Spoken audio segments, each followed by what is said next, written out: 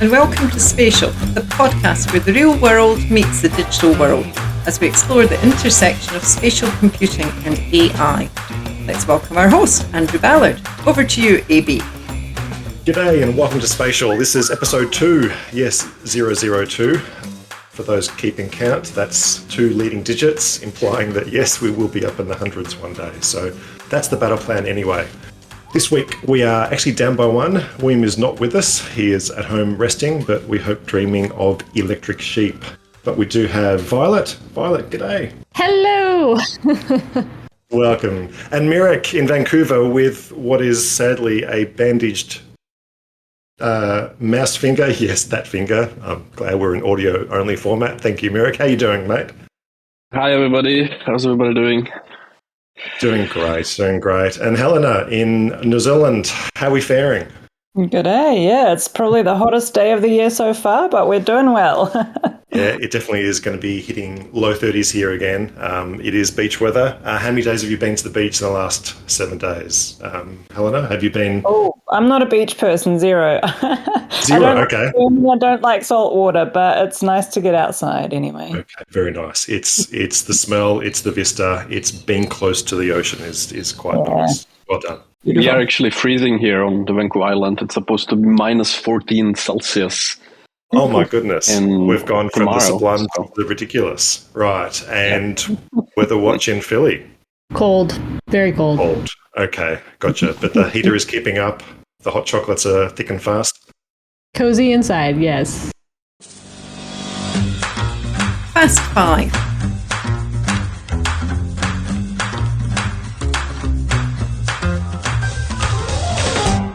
Welcome back. This is Fast 5. We do a round trip of our hosts for news of the week. Violet, over to you. By the sound of it, you've been cruising the CES news feeds and getting super inspired by what's been coming out of Las Vegas this year. I actually didn't even see where it came out of. All I noticed was there was something somewhat Roomba-like that's a robot. So imagine a Roomba-style robot, looks more like a ball. It's an AI robot companion by Samsung, but it also controls things in your home. It also projects, and it can project on anything in the home. You can speak to it. So this thing is called Ballie. It's an AI robot companion by Samsung. It's a cross between a tennis ball and a Pac-Man, to be honest. Yes, it does. It's kind of cute. But what I thought was interesting about it is I'm obsessed with projectors and all the ways you can overlay AI with space using projectors, because Nice. it creates these kind of social computing interactions, gets you out of the kind of personal computing paradigm. You know, we've seen the glasses everywhere, but I really like the idea of everyone in the environment gets to see what's happening. And I just thought it was interesting. I was reading that it has this auto detect on it for people's posture in the space and their like face angle to adjust the projection. So we play a lot with projectors, but it's always this kind of like technical problem where you're trying to decide, should we just put projectors everywhere? No, let's put projectors on wheels. And then you can speak to it and it can understand the context of what you want on the projector. And so that's really where like AI starts to get layered in more. Yeah, because by definition, it's coming from a very low aspect. So there's pictures of it here displaying on floors and on walls. Certainly, it needs to do some serious parallelogram correction, skew projection if it's going to be displaying a pseudo TV screen or a large wall screen. Is that the kind of use, though, being able to follow and being able to be your buddy that's always tagging along and being ready to help you out with X or Y or Z command? Is it a cross between our desktop displays, our smart homes? Yeah, it sounds like, I think some of the use cases they show is someone is working out and they have a workout video that's following them, and then they get on a video call or they ask to bring up a video call. So it, in some ways akin to something like a phone, but now all of a sudden it's hands-free and more environmental, maybe like larger. Then there's something where someone's not home and they're talking to Ballie remotely and it's interacting with their dog and dispensing treats. And then projecting a video for the dog, of course, like some sort of bird video that entertains it. So we're sort of talking cat book, but now a mobile version. No, yeah. Perfect. So I'm not really convinced that like the use cases they have yet are like blowing my mind. But the form function is spectacular. Yeah. Yeah, I'm just excited about the potential of layering in AI and speech and navigation with projection. So I think makes me happy to see things emerging in that realm. Yeah. And being a projector / assistant that is mobile in any way and hopefully smaller and therefore not as costly, and this is the obvious thing to do. We could do something that's on a stick and taller, but that's going to cost more and be larger and be far slower. So, if it can work with pets as well as humans, then spectacular. Yeah, and I'm almost curious what Mirek thinks. I know you've been thinking a lot about this whole idea of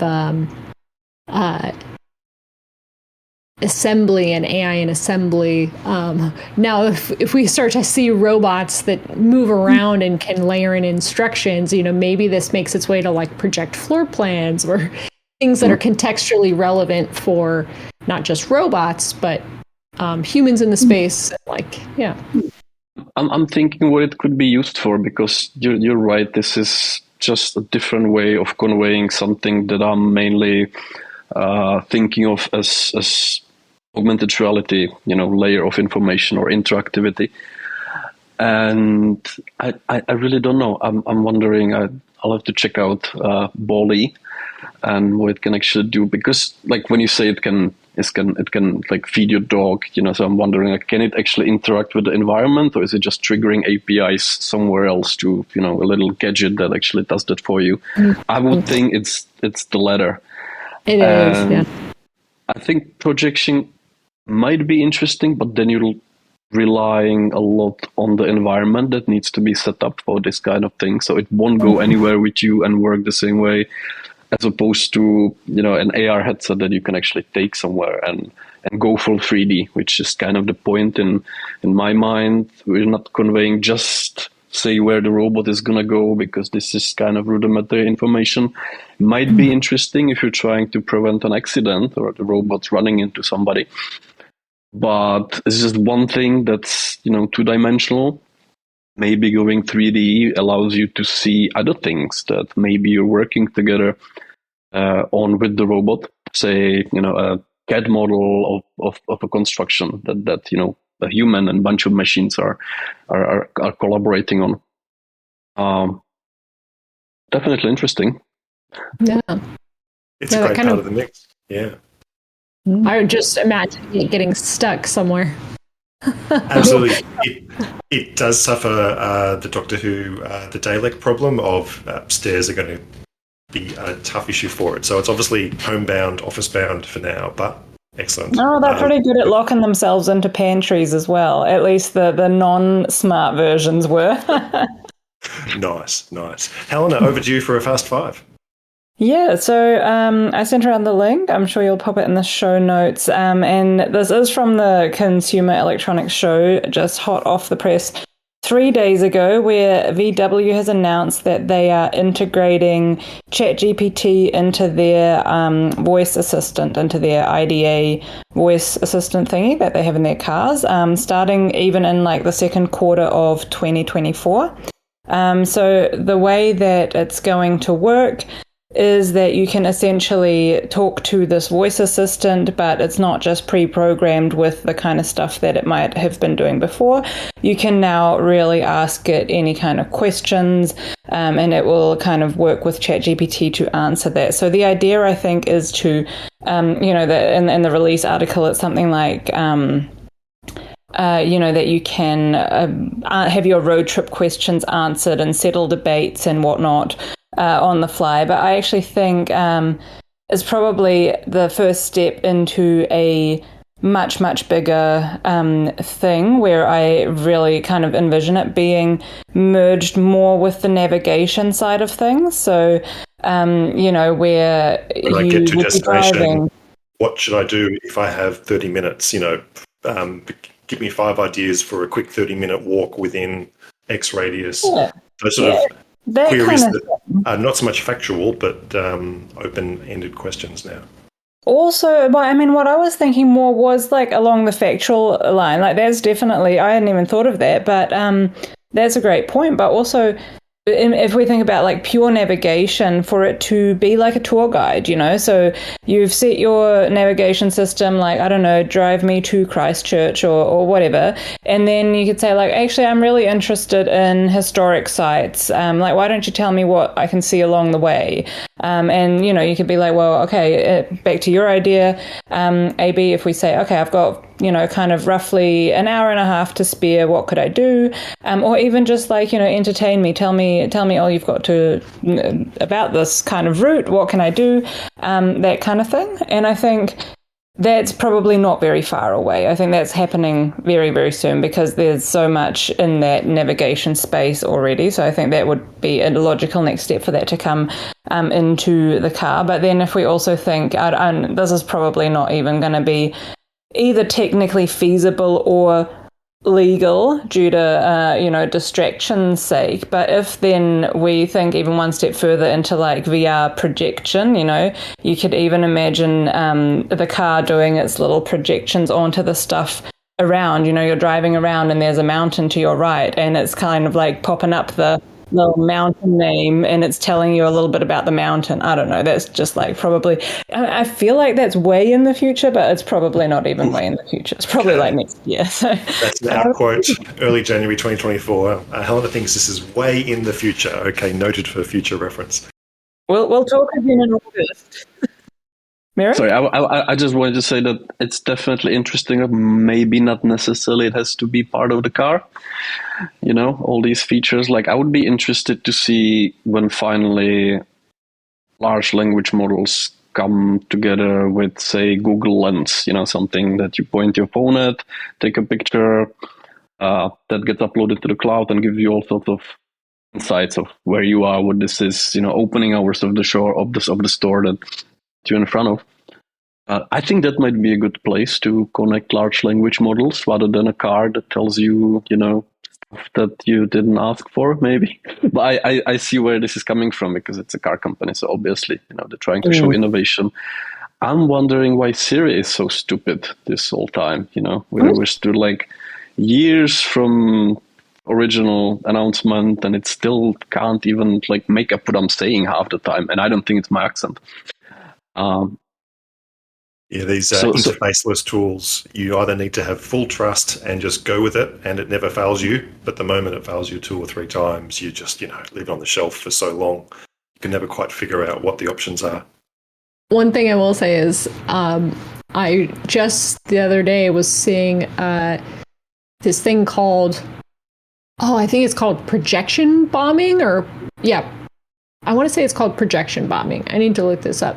But essentially, people will put projectors on their cars as a way of activism, and they'll drive up to buildings like, let's say, like the Trump building or iconic places and project messages onto these. So I'm like, almost, there's something interesting about a projector on a car and like what that has, how people might hijack that intentionally to like change the spaces around them. Coming in 2025, Volkswagens with projectors on the roof, not just roof racks. Spectacular. Okay, I've got a few fast fives for you. I've got 3 separate ways that have been new tools in the last couple of weeks that are text to 3D modeling. The meta is they're all good, ? They're definitely not perfect, but they're 3 different approaches that can hit a similar kind of aim. One of the biggest ones is Genie from Luma. It makes high fidelity 3D objects. So you can literally just, like we can do any of the text to image, it lets you do text to a 3D model. The model then has to be an encapsulated thing, not a not a Vista. That one's coming up next. Its aim is that it is giving you high poly count, which is the thing that's generally been missing from the early versions of these. Early versions of text to a 3D model are kind of in the realm of 3D chess pieces. Rudimentary fundamentals, maybe a bit of smoothing, but if you look on the backside, the underneath, it's pretty poor polygon shaping. The Lumagini idea is that it is a version 0 of something that you would probably have done yourself. So the get out of jail free card is that it's not meant to be 100% perfect. It is meant to be the starting point for you to then tinker with ad nauseum, but certainly it's leading the pack. A separate second one is called text to immersion, and don't panic, there's links in the show notes for all of these. This is where it is actually making a 3D scene using Gaussian splats, so similar to NeRFs. It's kind of 3D. I'll question that a little bit and say it's 2-point-something dimensions. It's got that early Gaussian splatting NeRF thing where you can't go anywhere within the scene. You can just oscillate back and forth, up and down, left, right kind of thing to get a little bit of a vista change, but you really can't wander anywhere through a scene. What it does is it actually gives you sort of wedge segments around your view in 360 degrees that lets you feel like you're in whatever environment you specify in text. So you can do outdoors, you can do indoors, you can do all sorts of things. And within some bounds, it lets you sort of have that little bit of movement. But once you sort of realize you're just wiggling back and forth like a NPC, then suddenly the views don't work if you were ever to step left or right too far. But still, a great first way of working that actually sort of gives you that I want a encapsulated area and I want something to fill it. Definitely it won't be anywhere near perfect, and since it's a Gaussian splat, you can't just bring that straight into a 3D engine and change it up. The third of the trio is called N3D or EN3D, and this is a great way to make 3D human models from either text to model or from a zero shot, that is a single image. So if you literally have a photo of you, a few seconds later, you'll have a complete 3D model of you, which is pretty awesome. The text to model is probably better. It lets you build up what you want to make a whole 3D avatar. The best thing is it's rigged or riggable. So for one of our metaverses, either capital M or lower M metaverse, coming forward, we might be able to have 3D avatars on the fly and just be able to switch them out. The meta for these three different techniques to make text to 3D is that they're all a darn sight better than their tools that they have been in the last couple of years. They're by no means perfect. The human avatar one does pretty well for, main body shape. You turn it 90 degrees sideways and faces are definitely squished. It doesn't have the depth quite good. It looks like a bit of a ragdoll, so it's definitely getting there. But the fidelity is definitely climbing in the last 6 months with these sort of three tools, going from near impossible to, look, it's not great, but it certainly is a damn fine start. This is something to watch. But yeah, text to 3D is definitely coming for people who need to do models on the fly, or for later on, immersion in scenes. So talk about dreaming of electric sheep. I think this one might give us a way in to give us that dream port that we were always wanting. Mirek, over to you. Yes, I think today I'd like to mention just a piece of opinion, a post really from LinkedIn by Brian Schwab, who is director of interaction design at the Lego Group. And he just wrote a short piece that resonated with me, and it's about XR and what it is in a nutshell and what people expect from this technology. And he's saying something that I've been thinking for a long time, this kind of technology is not really about visuals and fooling people that something that isn't really there is there with, visual effects and just believable graphics. It's more about an interface between a person and a machine or something else that is not human. And for that, you don't really need photorealism, but you need really to rethink interaction design and how that person interacts with the data, how the data is presented to the person, and why would you do it in the first place? And maybe, we could talk about that maybe with Violet, because I believe your work is kind of similarly focused. You're thinking more about why should a thing exist in the first place, what this allows you to do, what kind of new possibilities it unlocks, rather than, this is not the reality that we're trying to fool people to believe that they're in. Yeah, I feel like one thing I like about that direction or that line of thinking is that I think one of the biggest potentials of all of this spatial AI that we're talking about is more the potential to move beyond keyboards and mice, like keyboards, which came out of the printing press. And somehow in the 1800s, that was developed. And now we're still using that to interact with computers. It's like so arcane. So being able to interact naturally with computers through our bodies, through speaking and gesturing, and also not just like how we interact on our side, but also how it layers onto the environment. So like rather than looking and peering into a user interface that talks about a room, we can actually be in the room and see information on that room about that room. Yeah, if that nice. makes sense. So rather than having this abstraction, we're not having to translate through keys and mice, and we're not having to translate through UIs and screens. We're just interacting with the room itself. So I imagine that's going to really change even the way we're able to like empathize with what we're doing, because it becomes so much more tangible and real. It's not like this abstract thing anymore. Yeah, we still have this concept of having screens, even our mouse is on a 2D plane, our keyboard or a trackpad 2D, and then we often represent things in 3D space, 2D as the intermediate, but that's such a limiting factor. Mirek? Mm-hmm. If I can argue with you a little bit, I think I'm perfectly fine with keyboard and mice and interfaces, even touch screens that are perfectly fine for what you want them to do.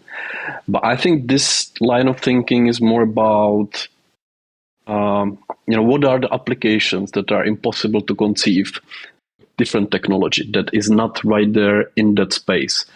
And I've explored 3 of these areas, or 2 myself. I think one really interesting medical application of XR that was like, finally, somebody's getting it. And that was doctors operating on a patient, and they had an overlay of an MRI scan.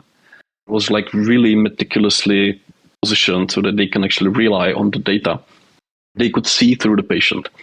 So seeing through things is like one interesting application of XR. Imagine a different scenario. You're in a building and you're about to remodel a house, and you might be looking for where the wirings and conduits are in the house. So it might really help to have a reliable map and just put on some sort of headset and just see where things are, which is something you can't really do in any other way. And the 2 areas I explored myself was generative design. In 3D, you're building some sort of structure. It could be as big as a house, or it could be a piece of furniture, but you're designing that thing for a particular spot, and you want the context to kind of influence your thinking, but also you're working together with an AI, we might call it. It might be an algorithmic, thing, a program that just helps you kind of keep the physical constraints of whatever you're doing, so that you don't go too crazy, to make sure you can actually make that thing when you're done.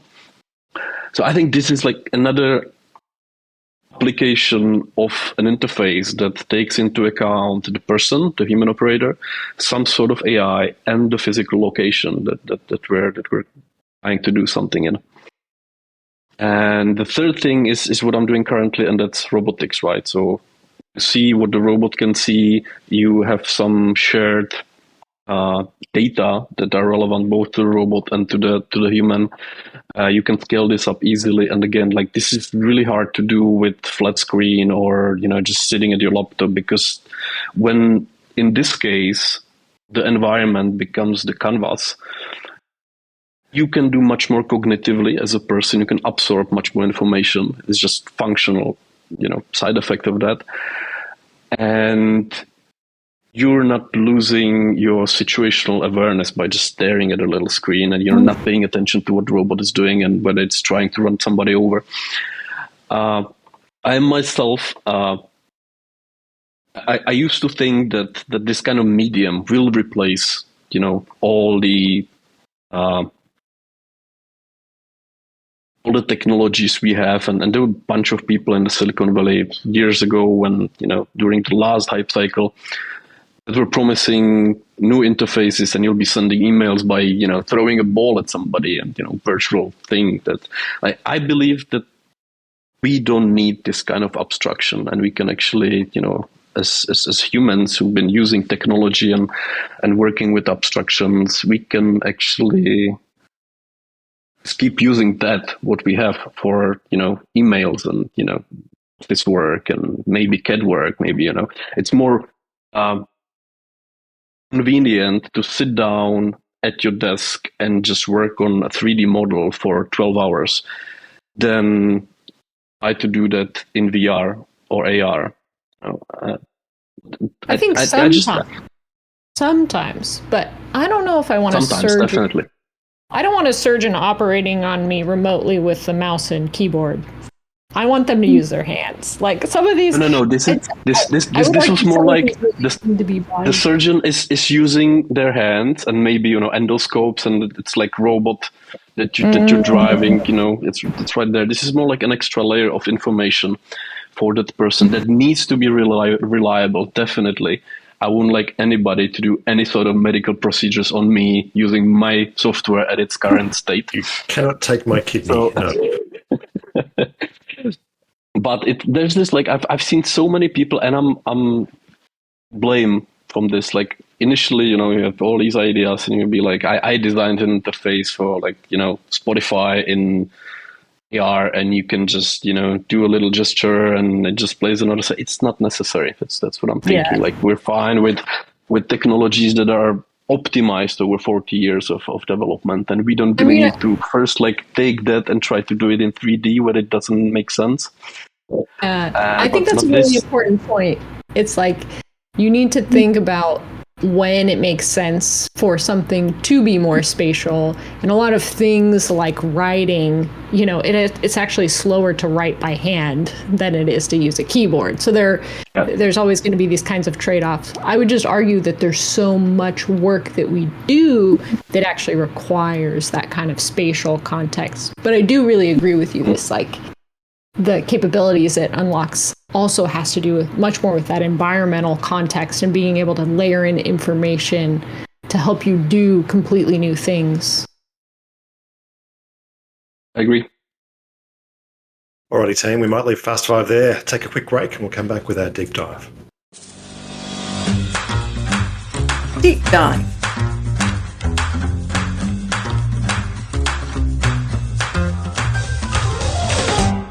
Welcome back. This is Deep Dive. This week we're going to be talking about the big one. Yes, this is take one of many of trying to define what even is spatial AI. The old parable metaphor of 5 blind people each describing the elephant and having different experiences. Well, there's 4 of us here, so 4 blind people here trying to grasp in the darkness what this is. Helena, in your experience, how would you sort of give a I don't know, 50-word version, or how would you describe to someone at a party what the heck is spatial AI? So, I mean, as a geographer from way back, for me, space is Cartesian space. It's latitude, longitude. It's a place on Earth. And so I suppose my personal kind of lens on spatial AI is really more a geo AI lens, if you will. So I'm really kind of more thinking in terms of applications such as extracting, kind of objects out of aerial imagery, and kind of predictive data analysis, layering in various different data sources, mapping that out onto space. And I think that's kind of one aspect to it. Whereas then I suspect that others in the room are kind of perhaps more focused on smaller and like maybe even indoor spaces, maybe perhaps like places, we'd call them. Maybe there's a space-place thing. I'm not going to put those words in anyone's mouth. I suspect there's different scales, as is, always the case in geographic concepts. There's always different scales to everything. And I think part of the problem with defining spatial AI is that we could be talking at any scale. We could be talking at a broad, global, universal, even scale, or we could be talking at a very much local kind of granular scale. And so I think perhaps we should just have a discussion about that. Like, what is the broad consensus, and then what do we mean in this room when we talk about it for also, the listeners, so that we don't get, too many muddled messages, because I'm sure some other people out there see it mainly through a GeoAI lens like myself, and then I'm sure there are others yet again who have very different conceptualizations. So me personally, GeoAI, geographer, also, kind of marketing background, I'm more interested in thinking about also how can other AI that doesn't necessarily have a spatial component help us bring the concepts across to an audience in a more, digestible way. How can we take something that's typically technical and sometimes misunderstood and communicate about it better? And what tools can help us do that? So that's kind of my different lenses. Back to you, AB. What do you guys think, everyone? Top work by all means. So your biggest scale is the world. And then smaller scales are things on maps and things that do become human size. Yes, I think on a spatial scale, that's where basically if you think of the world map and like, okay, do a digital version and it's on your phone, and you take your two fingers and you go in and zoom in and until you can, you're at one very point of the earth. That's kind of and in that point, maybe there's someone, in a room with their robot doing cool stuff, and they're telling their robot to do stuff within that place. And that's kind of the granular thing. And that's where I would argue it's more about place. And then if we take our fingers and zoom out until we're looking at the whole world, taking aerial imagery or satellite imagery where we're looking at the bigger scale, that's kind of like, the other end of the spectrum in terms of scale, I would argue. Yeah, totally. Violet, that sort of aligns with some of the work you've been doing? I like the way that you think about it, because I really like that it's really the way that humans understand the world. So much of my thinking around spatial AI really comes from William, because since he started this spatial AI course, he's been doing so much trying to think about what is spatial AI, trying to define it. And so the way he thinks about it is really about, it's essentially AI that's applied to all aspects of spatial reasoning. So in terms of scale, I would say it's even more expansive. Like if you think of the Powers of 10 video from Charles and Ray Eames, if anyone's seen that, it's like, it zooms in even further. And so it's much more about how AI is used in spatial reasoning. And that could be for designers, that could be in actual environments where you actually imbue environments with behavior that comes from AI. So like, it has certain types of intelligent spatial behavior, or that could even be the experiences you have in spaces. So the inhabitants of space having kind of AI methods. So a robot that navigates a space with AI. So in all of those instances, it's much more about spatial reasoning being applied with AI. Yeah. Mirek, do you have that same sort of need in the sort of the tools that you're building of reasoning and place, or is the human firmly in charge of the red button pressing? I think it's really many things, right? The topic is really broad, and from slightly different perspective of an engineer, I think whatever many things that you wouldn't call spatial AI are, like Google Map, trying to take you through town, and that there's a space element to it, there's an AI element to it, but it's one limited use case, and I think that's really helpful to see this topic in this way. So in what I'm currently doing, there's robots involved, there's humans involved, there's a bunch of SLAM and tracking and lasers and all that. But all these things typically do one thing, and it's as little as possible. Because it's not just that engineers are lazy, but why would you overdo things? Why would you create human level of intelligence to navigate a robot through a two-dimensional map when, you know, an algorithm that's well-tested, open source, all the good stuff, it's already out there, and you can achieve you can get very far with just doing very little. And then the ultimate product of this is some spatial awareness. If you need that to be sort of tied to something else, like, you know, a human interaction, you need to do more. But again, it's like it's separate things. It's not going to be, you know, never probably one giant, you know, brain in the cloud that knows everything about everything. It's going to be little things that do as little as possible to achieve the common goal. Yeah, nice. So the building block approach, and certainly as a dev, that is the way you build things. So that's the option to break it down into manageable known chunks, beg, borrow, grab code where need be. But your secret sauce is the middle where you can actually apply just what's needed to be spatially aware and solve the problem at hand. So, no, love it. For my money, I did a long blog post on the Spatial website. All links, you know where to find them. That I syndicated to a few places, literally to put out a version 0.0.1 of a few word salads. I love the fact that no one can hide their ways of working. Mine is to go visual as soon as possible, so it's got a Venn diagram there without fail, and then a large bullet list of just, you know, ideas and concepts. But it is, sadly, just that. It is trying to chart a here be dragons edges of a possible map, but I know that the map is going to be growing and shrinking, and the edges are going to be clear here and wobbly over here. All I'm hearing, by all means, is the fact that this is not a technical endeavor.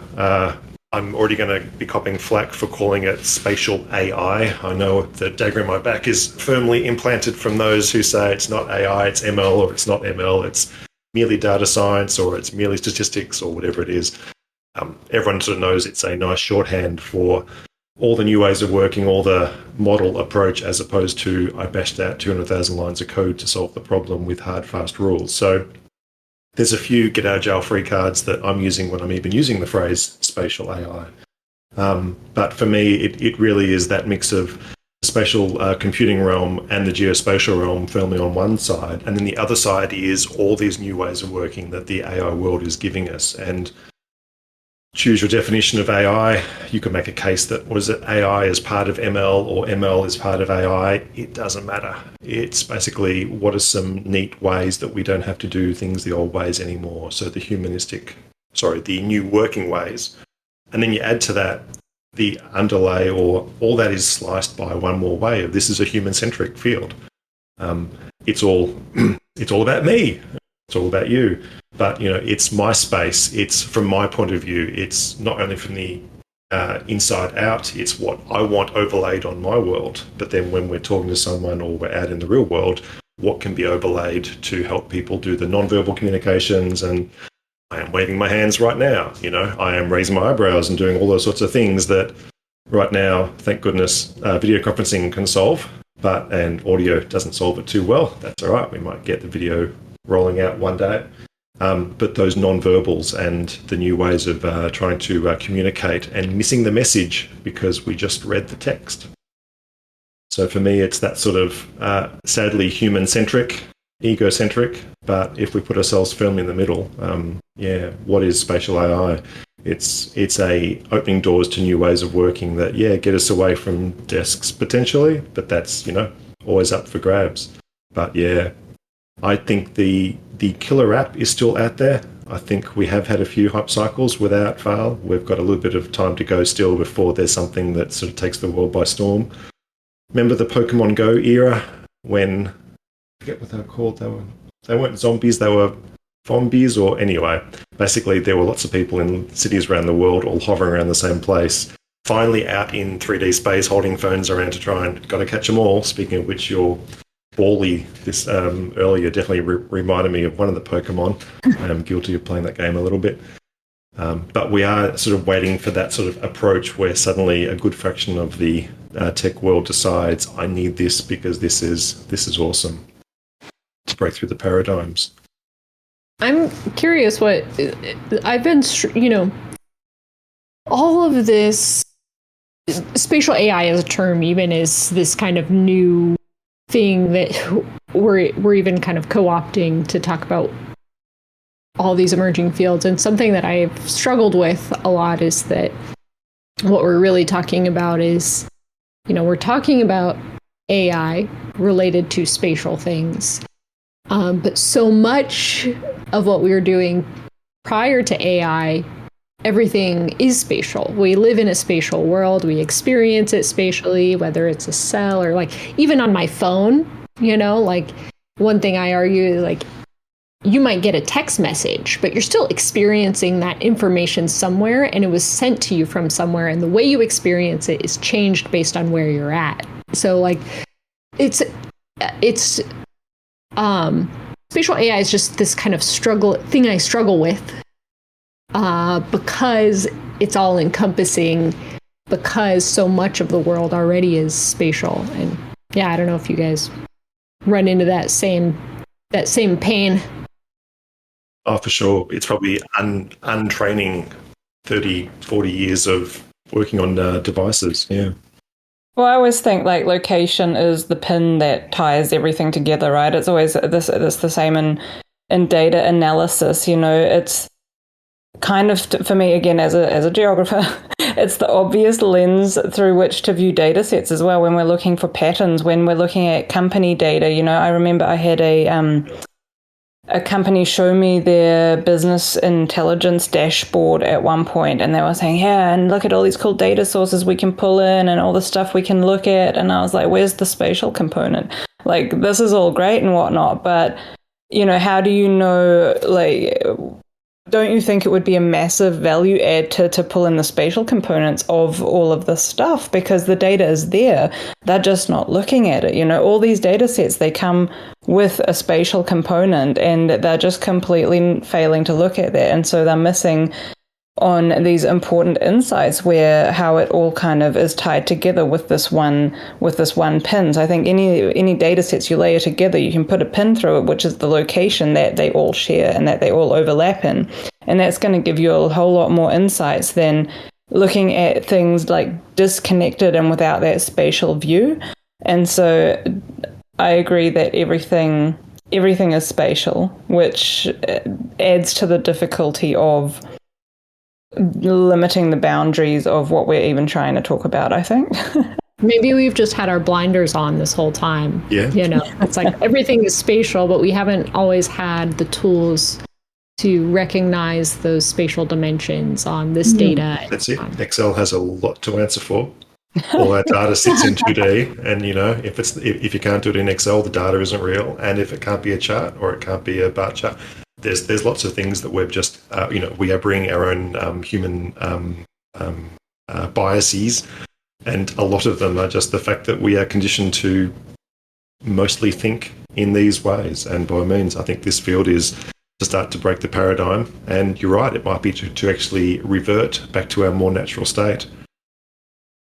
Mirek, final thoughts from you? I just agree. I think most things that we do with computers are spatial by definition. I think the context is what we're kind of interested in, and sometimes you need very little context. Sometimes you project data on your map, and it's also spatial, and it's perfectly fine and useful. Sometimes you need much more context because there's many things happening in certain location. Context is king. That's about as much as I think I can add to this.